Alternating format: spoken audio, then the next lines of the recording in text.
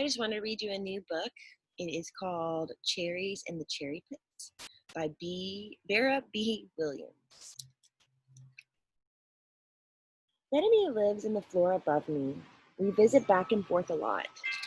Bethany loves to draw. So when she opens the door, often I'm standing there with a marker of some kind of color she doesn't have yet.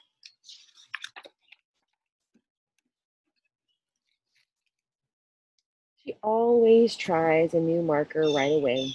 First, she makes a dot on the paper, and then she draws a line from that dot. She draws and tells a story of what she is drawing. She always starts with the word this. This is the door to the subway.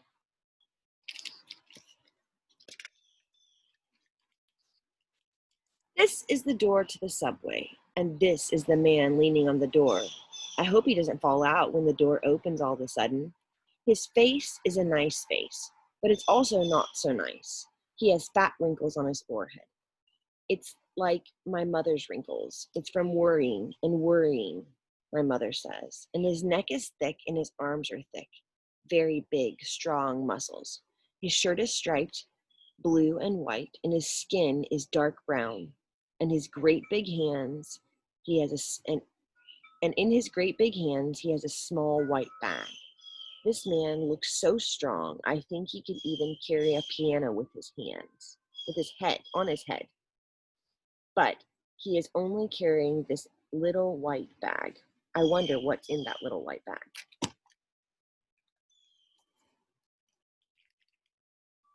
I can just see the man goes home to his house, walking up the stairs, opening the door to his living room. His living room has a pretty lamp, and that he switches on the light, and his kids are in the kitchen. Dee Dee, Dennis, Dwayne, and Dory, he calls. I got something for you. Then they come out. One sits on his legs, one on the other, one leans in right in between, and Dee Dee, she climbs around the back and leans over his shoulder. And he then opens his bag and pulls out a cherry. He puts one cherry in each of their mouths, and another, real red cherries too. And there they sit, eating the cherries and spitting out the pits, eating cherries and spitting out the pits.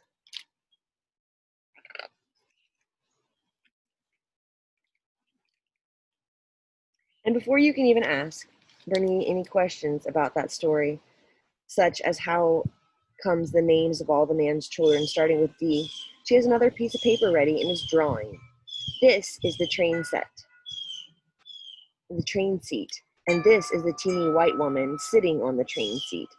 She's almost as short as I am, but she is a grandmother. On her head is a black hat with pink flowers, like rose flowers. It has shiny green leaves, like the leaves in my uncle's florist shops. And on her feet are old shoes. These are the buckles, and in her lap is a big black pocketbook, and in the pocketbook is a bag. You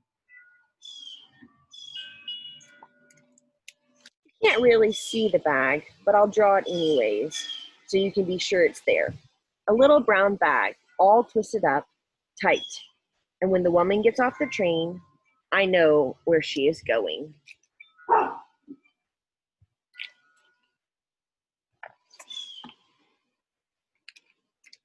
She is going to hold tight onto the banister and go up the stairs. She's going to hold onto the wall as she walks along the street. And the door to her house is going to be right next to the shoemaker's store. She says she really likes to hear the shoemaker's machine going round and round with his hammer tap, tap, tap. She waves to him, and then she goes by the window and she climbs up the stairs and opens her door. There's just one room. It has everything she needs. It has a sink, and there's a geranium plant in the window, and the swing over the plant is her parrot. And on the swing over the plant is her parrot. The parrot is so excited to hear her coming in the house, and he's calling, "Little lady, little lady." And the parrot is red and yellow and green, and it's blue too.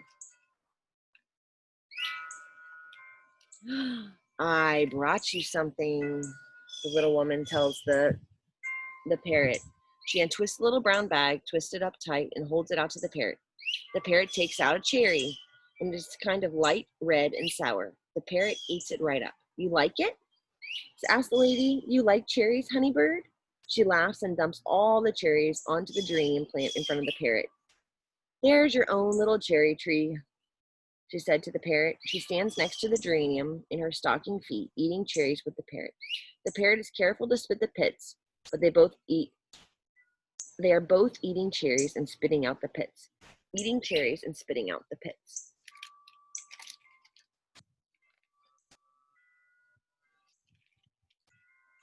I want to ask Bernini some questions, such as if she is sure about the parrot spitting out the pits, but she already remembers the certain shoelace and shoe. This is a shoelace and this is a running shoe. It's going to be purple and white, and there's one that to match. This is going to be a boy. These are his long, long legs. And the boy looks like my brother. He's holding on to the strap, on the straps in the subway. The train is making him rock back and forth, and he's reading the signs. My brother loves to read, and this boy is tall like my brother. He has glasses like my brother, and the same kind of cap, and the same green and black jacket too, and the orange letters on from his team. And when he smiles, you can see the space in between his big front teeth like my brother's. In his pocket is a present.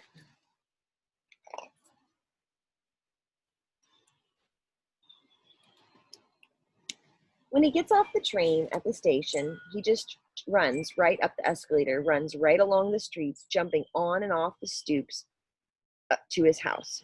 Before he even gets up the stairs, he's taken them just 2 steps. He's hollering to his little sisters, "Hey, come on out here. See what I've got for you."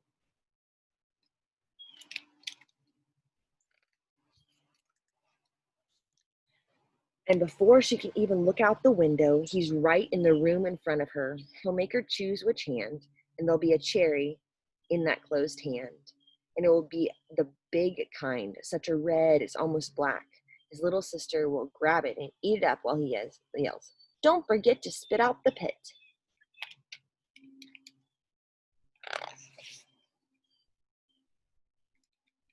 "Is that story about you?" I ask. "No," she says, "but this one's going to be about me." And she draws herself in her favorite beret.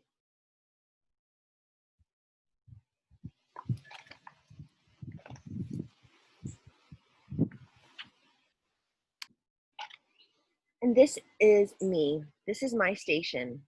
I've walked up the stairs one last time, so the bright sun that is out here in the sky won't make my eyes hurt.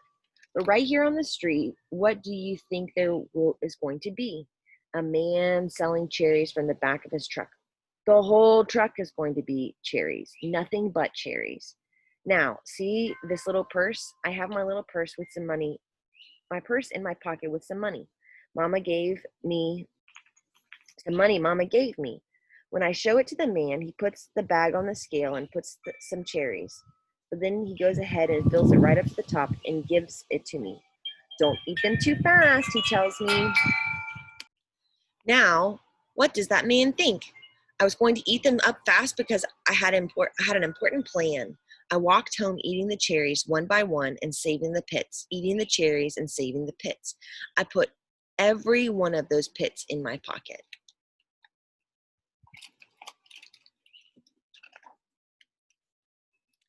When I got to my street, I take them all out. I kneel down and I poke in the ground on the edge of the yard. Our yard is junky, old yard.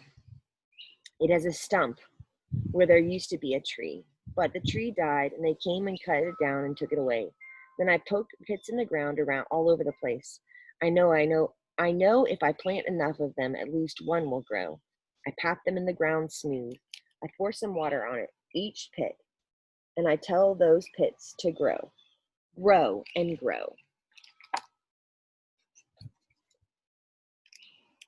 Now, you want to see how they grow? Asks. But when she doesn't wait for an answer, she is busy laying out her newest markers. The green, the pink, the red, the purple, the brown, the black, and all the others. She piles all the papers from the other stories and places a clean sheet on top. Ha, now watch, she says. Oops.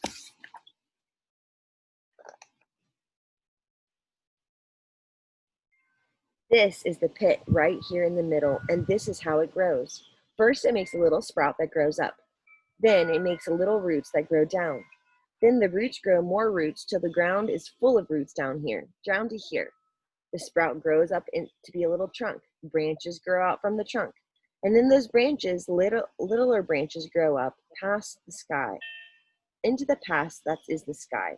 The branches have dark pink buds on them, and the buds open to be light pink flowers, and then come light green leaves. But it seems like there are never going to be any cherries. Everyone's always asking, but Amy, when in the world are those cherries ever going to be ready to eat?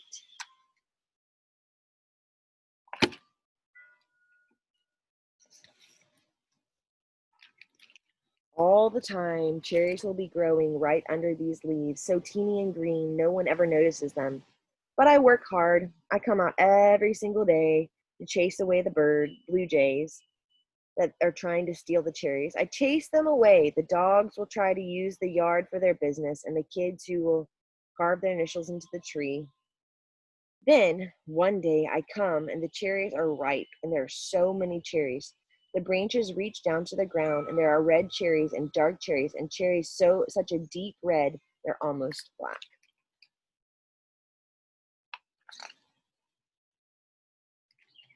Then the people come from the back door and the front door and down the steps, and there are enough cherries for every single one of them, and even for their friends from Nairobi and Brooklyn to Toronto and St. Paul who came down from these airplanes.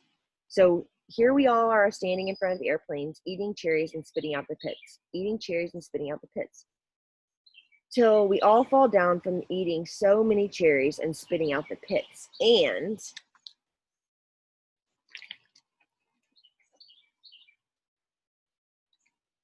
this is the cherry pit, and this cherry pit, and all these cherry pits start to grow until there's a whole forest of cherries right on our block.